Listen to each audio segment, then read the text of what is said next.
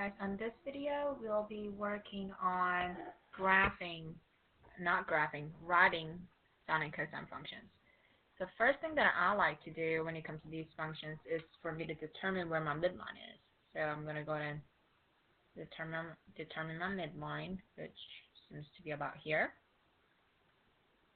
Okay. So I know that on both sine and cosine functions, so that one, whichever one that these will be here soon, I'll have plus ones at the end, indicating my midlines. Now I know one of these are going to be cosine functions and the other one's going to be sine function. Okay. Now just taking a look at this, I can see that I am going up 0.5 and down 0.5. So my amplitude will be 0.5, where I would like to write this 1/2 if that's okay.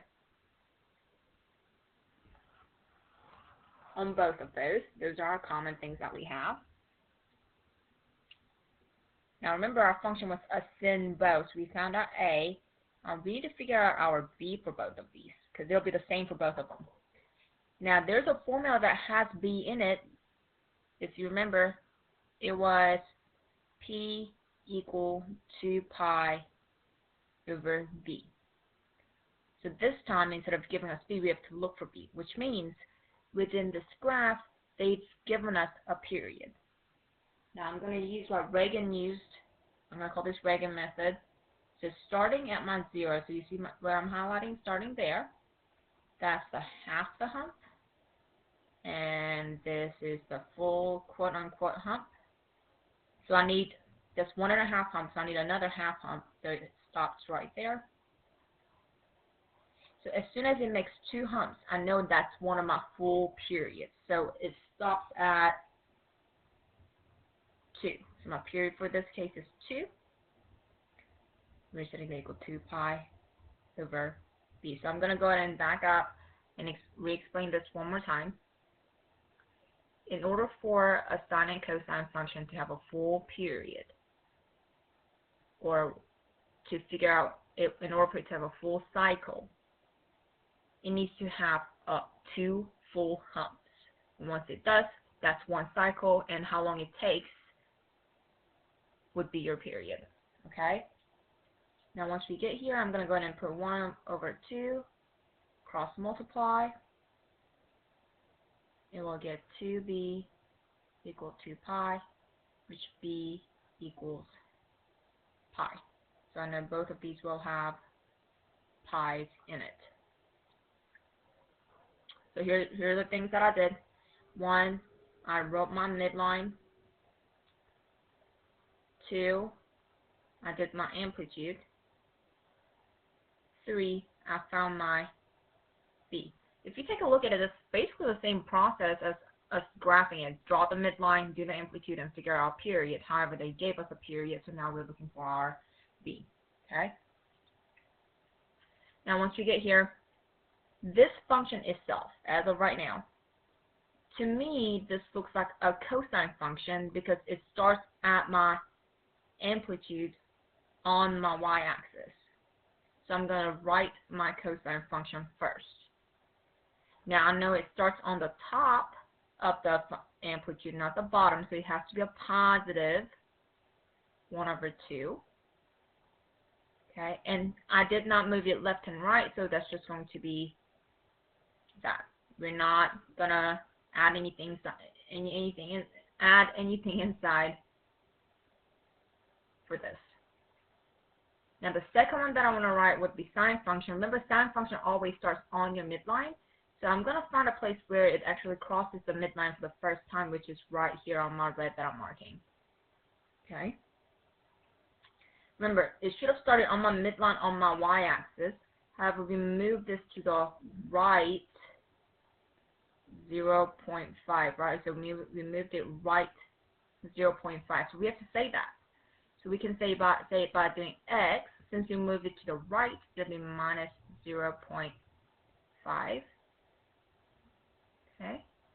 And then once we moved it to the right, it started by going downward. so it's going to be a negative sign. Good? And that's it for this problem, which was number 27 on your study guide. This should be number 28 on your study guide. So I'm going to go through the same exact process. I'm going to draw my midline.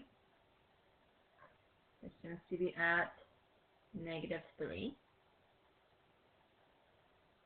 Okay, so first midline, just like graphing. So I know it's going to be at -3.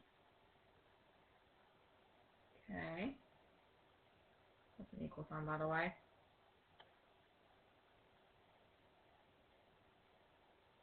And my amplitude is the second thing that we did.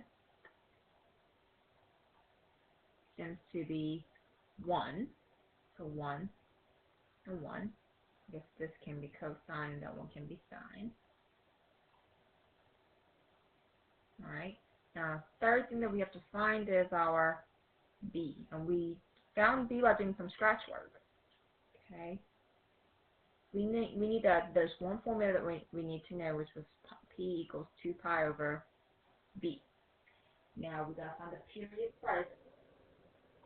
So take a look. We gotta have to make 2 full humps for it to be a period. So that's hump number 1. Here's my hump number 2. Once we get done with 2 full humps, we know it stops at where? Stops at 3 pi. So my period would be 3 pi. So 3 pi equal 2 pi over b. So I'm going to cross multiply. We get 2 pi equal 3 pi b. Divide both sides by 3 pi. That gives us 2 over 3 equals b. So once we find it, we're going to put it on both of our functions. That should be 2.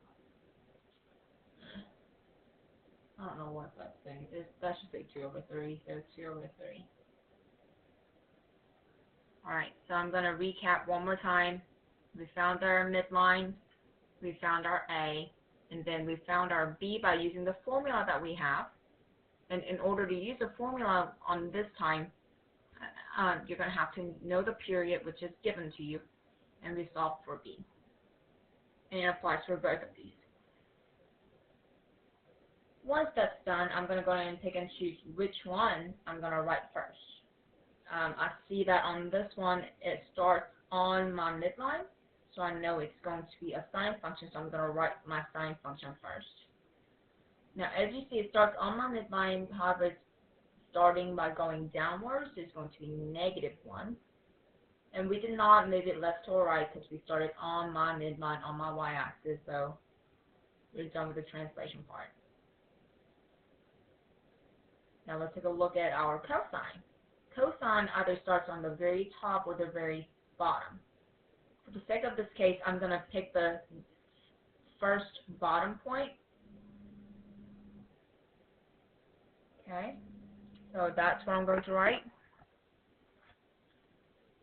Now remember, cosine either starts on the very bottom or very top on my y-axis, so this is where it should have started. However, we're going to move it to the right. It looks like we moved it to the right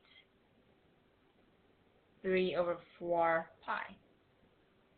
So let's go ahead and say that. So we're going to say, okay, it's going to move right, so it's going to be minus 3 over 4 pi. But since we started the lower point, it'll be at -1.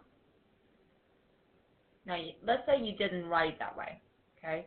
There's another way to go about it. It's going to be the same exact thing, but you're going to see you move it to the right 9 pi over 4.